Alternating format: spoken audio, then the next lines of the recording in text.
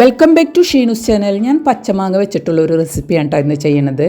അപ്പോൾ അധികം പുളിയില്ലാത്ത 2 പച്ചമാങ്ങ എടുത്തിട്ടുണ്ട്. പുളിയുള്ള മാങ്ങയാണെങ്കിൽ ഒരെണ്ണം എടുത്താൽ മതി കേട്ടോ. ഇനി 2 മീഡിയം സൈസ് സവാള സ്ലൈസ് ചെയ്തിട്ടുണ്ട്. നീളത്തിലാണ് കേട്ടോ സ്ലൈസ് ചെയ്തിട്ടുള്ളത്. പിന്നെ ഒരു ചെറിയ പീസ് ഇഞ്ചി നീളത്തിൽ സ്ലൈസ് ചെയ്തിട്ടുണ്ട്. പിന്നെ ഒരു 6 പച്ചമുളക് എരിവുള്ളത് എടുത്തിട്ടുണ്ട് കേട്ടോ. ഇതിൽ പച്ചമുളകിൻ്റെ എരിവാണ് കേട്ടോ കൂടുതൽ മുന്നിട്ട് നിൽക്കുക.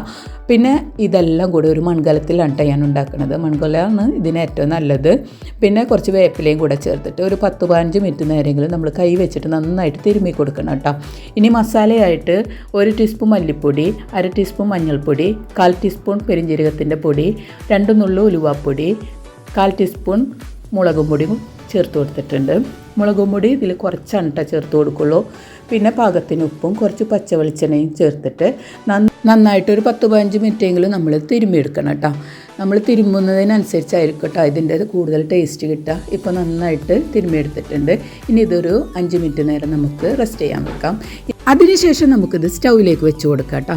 എന്നിട്ട് സ്റ്റൗ ഓൺ ചെയ്ത ശേഷം മീഡിയത്തിൽ ഫ്ലെയിമാക്കി വെച്ച് കൊടുക്കാം.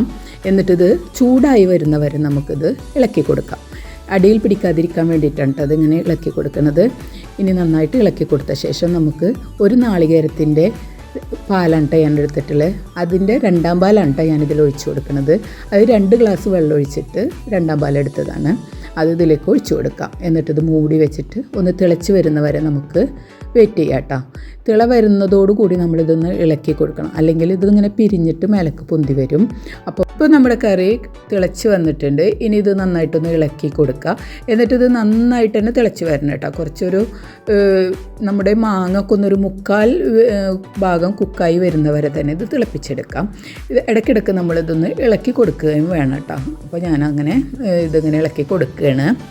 പിന്നെ എൻ്റെ ഈ വീഡിയോ കണ്ടുകൊണ്ടിരിക്കുമ്പോൾ നിങ്ങൾക്ക് ഇഷ്ടപ്പെടുകയാണെങ്കിൽ ലൈക്ക് ചെയ്യാൻ ആരും മടി കാണിക്കരുത് കേട്ടോ. അതുപോലെ തന്നെ ഫ്രണ്ട്സിനും റിലേറ്റീവ്സിനൊക്കെ ഒന്ന് ഷെയർ ചെയ്ത് കൊടുക്കാം. സബ്സ്ക്രൈബ് ചെയ്യാണ്ടൊക്കെ കാണുന്നവരുണ്ടെങ്കിൽ ഒന്ന് സബ്സ്ക്രൈബ് ചെയ്തിട്ട് സപ്പോർട്ട് ചെയ്യാം കേട്ടോ. ഇപ്പോൾ നമ്മുടെ മാങ്ങയൊക്കെ കുക്കായി വന്നിട്ടുണ്ട്. ഇനി ഇതിലോട്ട് നമ്മുടെ നാളികേരത്തിൻ്റെ തൻപാലാണ് കേട്ടോ ഞാൻ ഒഴിച്ചു കൊടുക്കുന്നത്. അതൊരു ഗ്ലാസ് വെള്ളത്തിലാണ് കേട്ടോ ഞാൻ അത് അടിച്ചെടുത്തിട്ടുണ്ടായിരുന്നു. അത് ഇതിലേക്ക് ഒഴിച്ചു കൊടുക്കാം. ഇപ്പോൾ തിള ഒന്ന് വന്ന് തുടങ്ങുന്നുണ്ട്. ഈ ടൈമിൽ നമുക്ക് ഇത് മൂടി വെച്ചിട്ട് സ്റ്റൗ ഓഫ് ചെയ്ത് കൊടുക്കാം കേട്ടോ. ഇനി ഇത് നമുക്ക് ഒന്ന് താളിച്ചൊഴിക്കണം. അതിന് വേണ്ടിയിട്ടൊരു പാൻ സ്റ്റൗവിൽ വെച്ചിട്ട് വെളിച്ചെണ്ണയാണ് കേട്ടോ ഒഴിച്ചു കൊടുത്തിട്ടുള്ളത്. അതിലോട്ട് ചെറുള്ളിയാണ് ഞാൻ താളിച്ചൊഴിക്കുന്നത് കേട്ടോ. അപ്പം ചെറുള്ളി ചെറുതായി അരിഞ്ഞിട്ട് നമ്മൾ സാധാരണ കറികളിലേക്കൊക്കെ താളിച്ചൊഴിക്കില്ല, അതുപോലെ താളിച്ചൊഴിക്കുക. ചുവന്ന മുളകും വേപ്പിലയും 1 നുള്ളു ഉലുവാപ്പൊടിയും കൂടെ ചേർത്ത് കൊടുത്തിട്ടുണ്ട്. ഇനി ഇതിൽ നമുക്ക് കറിയിലേക്ക് ഒഴിച്ച് കൊടുക്കാം കേട്ടോ. ഇപ്പോൾ നമ്മുടെ അടിപൊളി പച്ചമാങ്ങയുടെ കറി റെഡി ആയിട്ടുണ്ട്. എരിവ് കൂടുതലൊക്കെ ഇഷ്ടമുള്ളവർക്ക് പച്ചമുളകിൻ്റെ എരിവ് കൂട്ടി കൊടുക്കാം കേട്ടോ. കൂടുതൽ പച്ചമുളക് ചേർത്ത് കൊടുക്കാം. ഇപ്പോഴാണെങ്കിൽ പച്ചമാങ്ങയുടെ സീസണൊക്കെ അല്ല. അപ്പോൾ ഒരിക്കലെങ്കിലും ഇതൊന്ന് ട്രൈ ആക്കി നോക്കാം. അപ്പോൾ ഇത്രയേ ഉള്ളൂ കേട്ടോ ഇന്നത്തെ വീഡിയോ.